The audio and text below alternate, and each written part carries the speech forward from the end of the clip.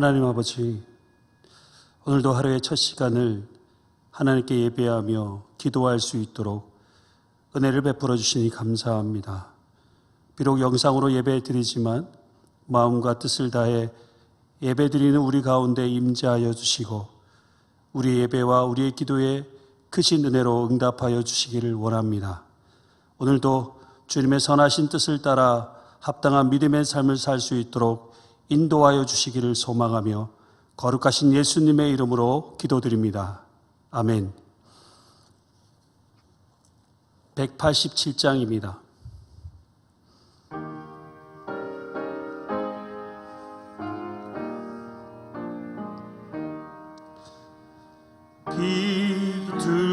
비둘기같이 온유한 은혜의 성령 오셔서 거친 맘 어루만지사 위로와 평화 주소서. 진리의 빛을 비추사 주의 길 바로 걸으며 주님을 옆에 모시고 경건히 살게 하소서. 주님과 동행하면서 거룩한 길로 행하며 진리의 예수 붙잡고 길 잃지 않게 하소서. 연약한 나를 도우사 하나님 나라 이르러 주님의 품에 안기는 영원한 안식 주소서.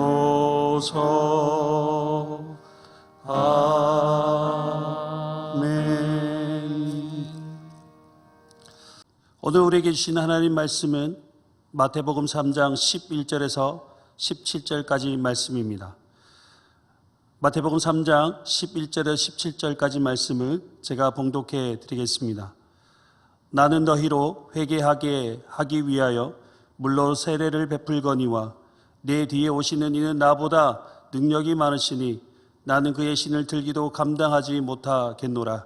그는 성령과 불로 너에게 세례를 베푸실 것이요 손에 키를 들고 자기의 타작마당을 정하게 하사 알곡은 모아 곳간에 들이고 죽정이는 꺼지지 않는 불에 태우시리라. 이때 예수께서 갈릴리로부터 요단강에 이르러 요한에게 세례를 받으려 하시니 요한이 말려 이르되 내가 당신에게서 세례를 받아야 할 터인데 당신이 내게로 오시나이까? 예수께서 대답하여 이르시되 이제 허락하라. 우리가 이와 같이 하여 모든 의를 이루는 것이 합당하니라 하시니 이에 요한이 허락하는지라. 예수께서 세례를 받으시고 곧 물에서 올라오실새 하늘이 열리고 하나님의 성령이 비둘기같이 내려 자기 위에 임하심을 보시더니 하늘로부터 소리가 있어 말씀하시되 이는 내 사랑하는 아들이요 내 기뻐하는 자라 하시니라. 아멘. 의를 이루는 회개의 삶이라는 제목으로 하나님 말씀을 전하겠습니다. 오늘 말씀은 예수님께서 세례 요한에게 세례를 받으시는 장면을 이야기하고 있습니다. 예수님께서 세례 요한에게 세례를 받으시는 장면은 사복음서 모두 기록되어 있습니다. 사복음서에 모두 기록되었다라는 것은 그만큼 중요한 사건임을 말해주고 있는 것입니다. 물론 세례를 베풀고 있는 요한에게 예수님께서 찾아오셨습니다. 그리고 예수님은 요한에게 세례받기를 요청하셨습니다. 자신에게 세례를 받으시려고 하는 예수님의 요청을 몸둘 바 모르고 고개를 숙이며 이를 거절합니다. 내가 당신에게서 세례를 받아야 할 터인데 당신이 내게로 오시나이까? 라고 하며 거절하였습니다. 이렇게 거절한 이유는 요한은 예수님이 누구이신지를 잘 알고 있었기 때문입니다. 그가 11절에 고백하였던 것처럼 자신보다 능력이 많으신 분으로서 신발을 들고 수종 드는 일도 자신에게 너무나 벅찬 일이 될 만큼 크고 위대하신 메시아 되심을 알았기 때문입니다. 그런데 그 메시아 되시는 예수님께서 세례를 베푸는 일을 요청하였습니다. 세례 요한에게 있어서 예수님께 세례를 베푸는 일은 말처럼 그렇게 쉬운 일이 아니었습니다. 하지만 예수님께서 요한에게 의도적으로 세례를 받으시려고 한 것은 성경에 기록된 모든 일을 이루시기 위함입니다. 예수님은 이스라엘을 대표로 세례를 받으신 것입니다. 예수님께서 세례를 받으신 것은 제사함을 받으려는 목적이 아닙니다. 이스라엘을 대표하여 회개하고 세례를 받으시며 거룩한 제물이 되기 위함이었던 것입니다. 사실 예수님은 세례를 받으실 필요가 없는 분이셨죠. 세례는 죄가 있는 사람들이 회개하는 과정에서 받는 것인데 예수님은 죄가 없으신 분이시기 때문에 세례를 받을 하등의 이유가 없습니다. 그러나 예수님은 세상 모든 죄를 대신하여 십자가의 고난을 받기 위한 하나님의 의를 이루기 위해 의도적으로 세례를 받으신 것입니다. 그저 하나님의 뜻을 이루기 위해 자기를 비워 온전히 순종하신 것이지요. 예수님께서 세례를 받으신 것은 공생의 시작을 알리는 중요한 사건이기도 합니다. 얼마나 중요한 사건이기에 세례를 받으시고 물에서 올라오실 때 하늘이 열리고 성령이 비둘기같이 임하고 이는 내 사랑하는 아들이요 내 기뻐하는 자라라는 하나님의 음성이 함께할 정도입니다. 예수님의 세례 사건은 한 사람의 세례 받음으로 끝난 것이 아니라 성삼위 하나님의 구원 사역이 시작되었다라는 중요한 메시지가 담겨져 있는 사건입니다. 오늘 우리가 말씀을 통해 생각해 볼 것은 회개의 세례입니다. 회개의 세례의 본질은 하나님께로 돌이킴입니다. 여기서 돌이킴은 무엇을 말하는 것일까요? 곧 하나님을 사랑하고 하나님의 뜻에 순종하는 삶을 살기로 고백하는 행위를 말하는 것입니다. 예수님은 세례를 받으신 것에는 이러한 고백이 담겨져 있다고 생각합니다. 아버지, 이제 공생애를 시작합니다. 공생애를 시작함에 있어서 하나님께만 순종하고 하나님의 뜻만 바라보며 그 길을 걷겠습니다. 라는 이런 고백이 담겨져 있을 것이라고 생각해 봅니다. 여러분, 회개의 본질은 죄를 뉘우치는 것이나 혹은 다시 죄를 짓지 않겠다라는 다짐으로 입술의 고백으로 끝나는 것이 아닙니다. 이제부터 하나님의 뜻대로 살겠다라는 마음의 가짐이 있어야 회개의 본질인 것입니다.